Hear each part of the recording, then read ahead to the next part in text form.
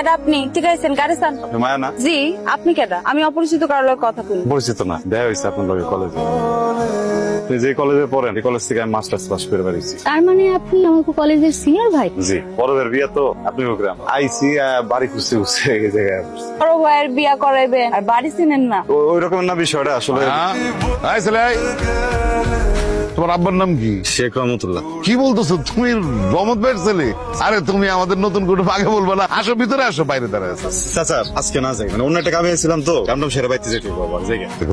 না চাচা, অন্য সময় আমি বললে হবে? তুমি সাদেক বিয়ের বাড়িতে আসছো, কোন বাড়ির মেয়ে বাড়িতে নিয়ে যাবা দেখবা না তোমরা? আমি তো বুঝছি রহমত ভাই তোমাকে খোঁজ খবর নেওয়ার জন্য পাঠাইছে। আসো ভিতরে আসো, ভিতরে নিজের চোখে দেখবা সব। মায়া, তোর মারে খবর দে, কুটুম আসছে বাড়ি। আসসালামু আলাইকুম। ওয়ালাইকুম আসসালাম। আজকেও কি ভাইয়ের বিয়ার খোঁজ করতে আসছেন? না না না না না, এই রাস্তাতে যাইতেছিলাম তো, ভাবলাম সবার লগে একটু দেখা করে যাই। তাহলে এক কাজ করেন, ভাইয়ের বিয়া বাদ দিয়া নিজেই বিয়ে করে